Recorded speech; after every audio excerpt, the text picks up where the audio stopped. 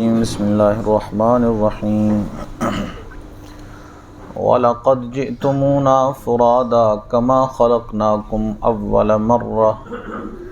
أَوَّلَ مَرَّةٍ وَتَرَكْتُمْ مَا خَوَّلْنَاكُمْ وَرَاءَ ظُهُورِكُمْ وَمَا نَرَى مَعَكُمْ شُفَعَاءَكُمُ الَّذِينَ زَعَمْتُمْ أَنَّهُمْ فِيكُمْ شُرَكَاءُ لَقَدْ تَقَطَّعَ بَيْنَكُمْ وَضَلَّ عَنْكُمْ مَا كُنْتُمْ تَزْعُمُونَ إِنَّ اللَّهَ فَالِقُ الْحَبِّ وَالنَّوَى يُخْرِجُ الْحَيَّ مِنَ الْمَيِّتِ وَمُخْرِجُ الْمَيِّتِ مِنَ الْحَيِّ ذَلِكُمُ اللَّهُ فَأَنَّى تُؤْفَكُونَ فالق الإصباح وجعل الليل سكنا والشمس والقمر حسبانا ذلك تقدير العزيز العليم صدق الله مولانا العظيم الصلاة والسلام عليك يا سيدي يا رسول الله وعلى آلك وأصحابك يا سيدي يا حبيب الله الصلاة والسلام عليك يا سيدي يا نبي الله وعلى آلك وأصحابك يا سيدي يا نور الله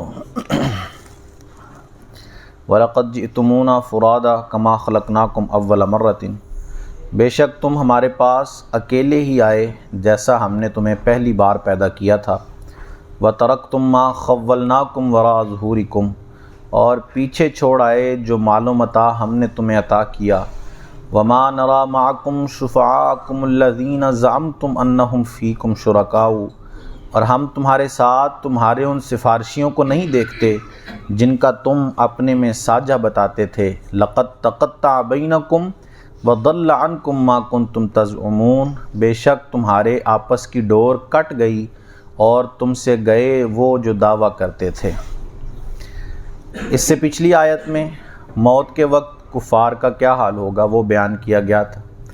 اب یہاں قیامت کے دن کے حالات کچھ بیان کیے جا رہے ہیں کہ اللہ ان سے فرمائے گا کہ جیسے ہم نے تمہیں دنیا میں پیدا کیا تھا تم اکیلے دنیا میں گئے تھے اور آج تم ہماری بارگاہ میں اکیلے ہی حاضر ہوئے ہو۔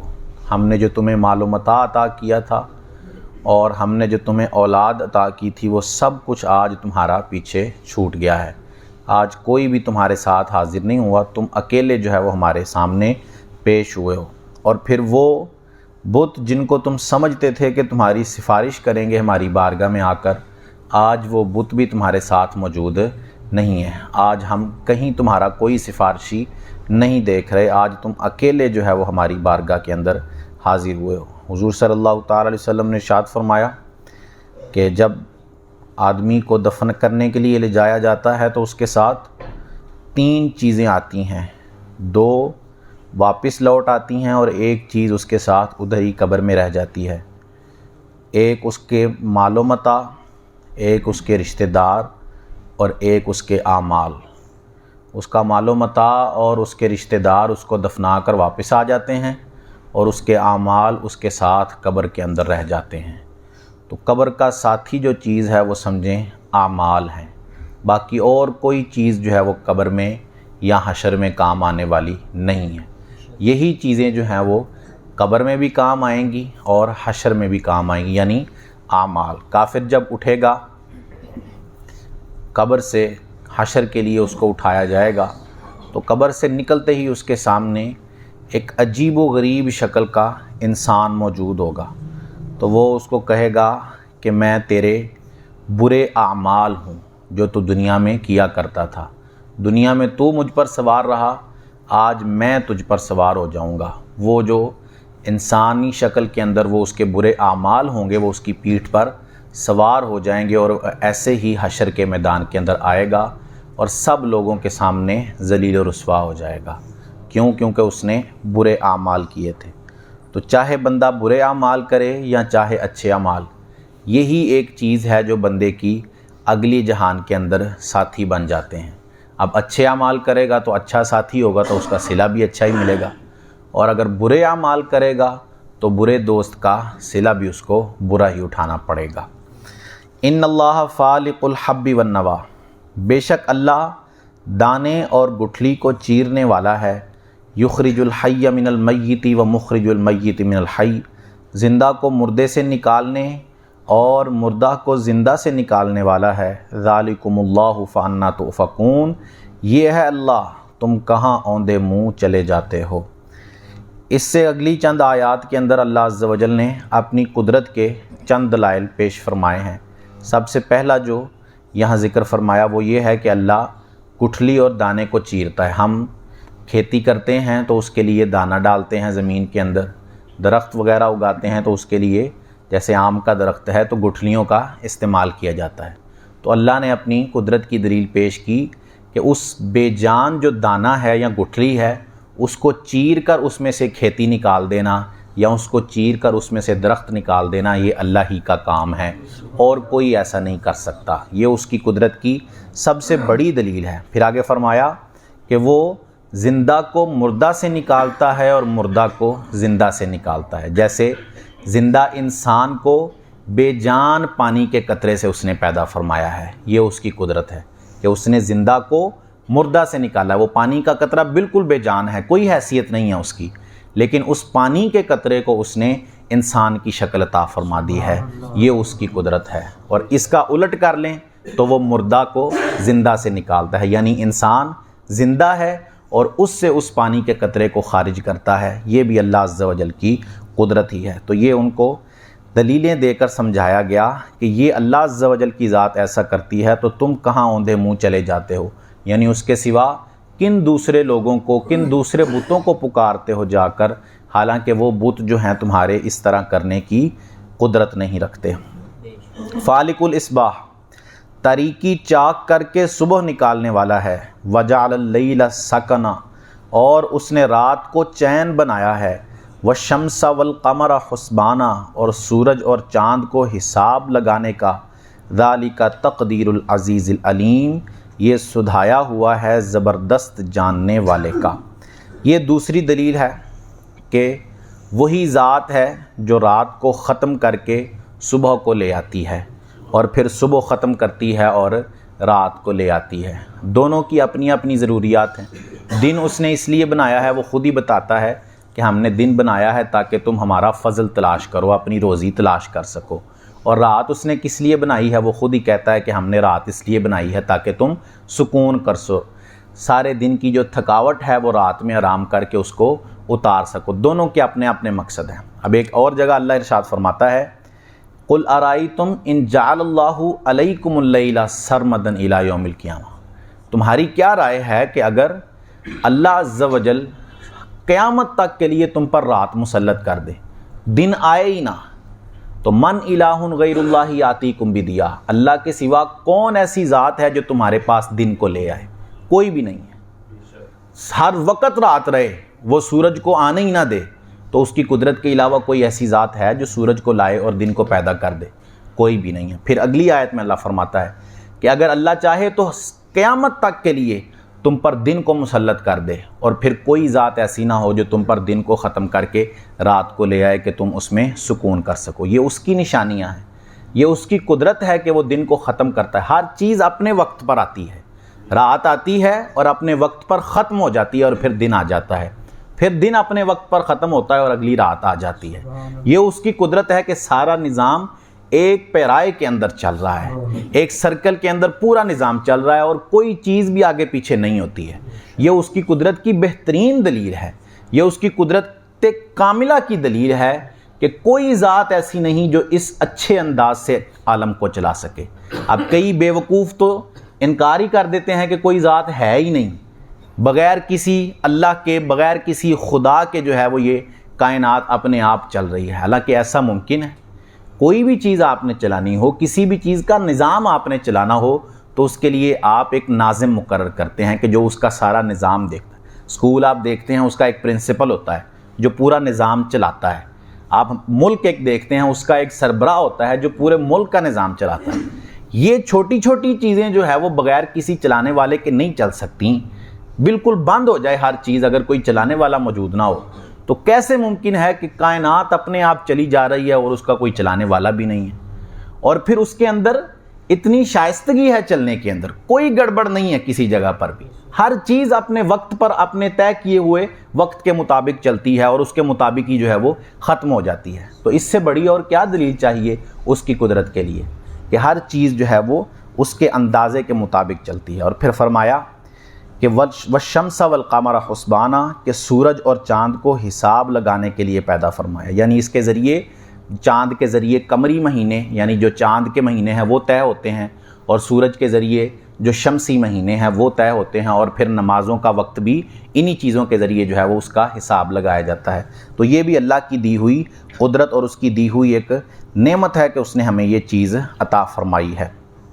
وَهُوَ الَّذِي جَعَلَ لَكُمُ النُّجُومَ لِتَهْتَدُوا بِهَا، اور وہی ہے جس نے تمہارے لیے تارے بنائے کہ ان سے راہ پاؤ، فی ظلمات البر والبحر، خشکی اور تری کے اندھیروں میں، قد فصلنا الآیات لقوم یعلمون، ہم نے نشانیاں تفصیل سے بیان کر دی ہیں علم والوں کے لیے، جاننے والوں کے لیے۔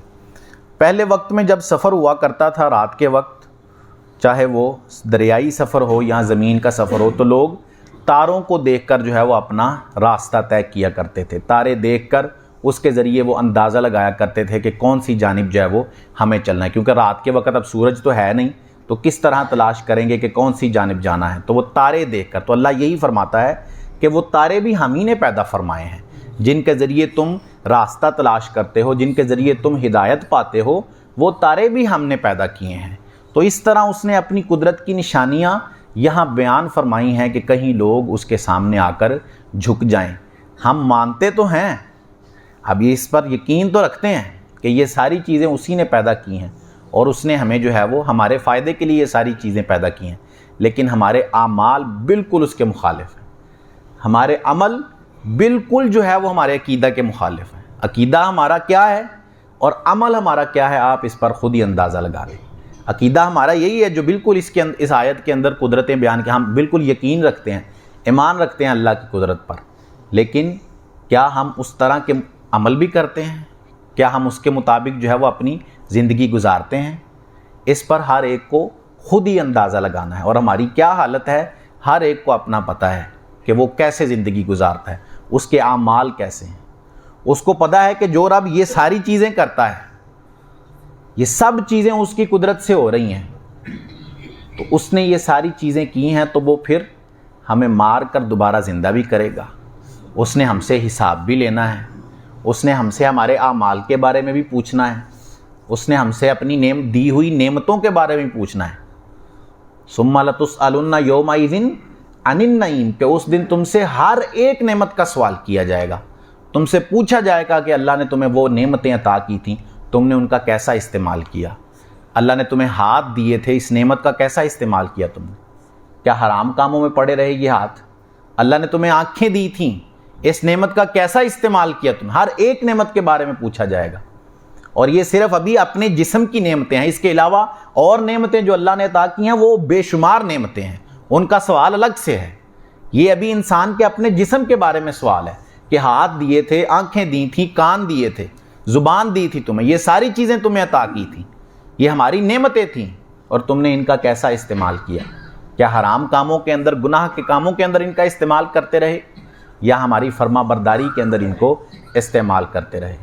تو جو گناہوں کے اندر پڑا رہا وہ پھر اس وقت کوئی جواب نہیں دے سکے گا، اور جو جواب دینے کی حاجت ہی نہیں پڑے گی، یہ اعضاء، یہ جسم کے حصے خود ہی بول کر بتا دیں گے کہ ہمارا استعمال کیسے کیا جاتا رہا۔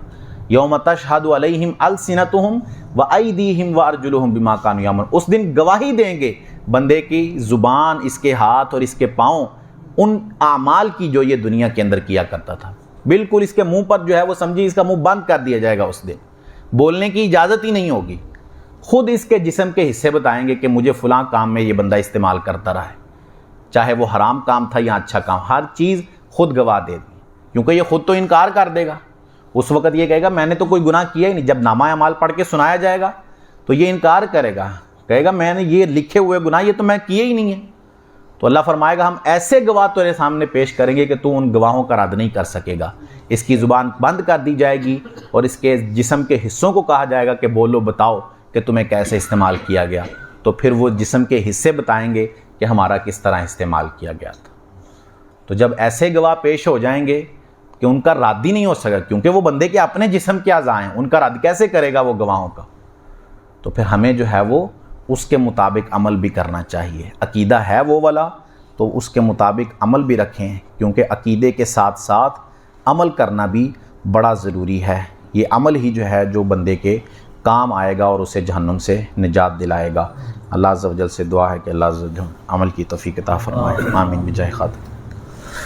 اللہم صلی علی سیدنا و مولانا محمد معدن الجود والکرم وآلہ وبارک وسلم۔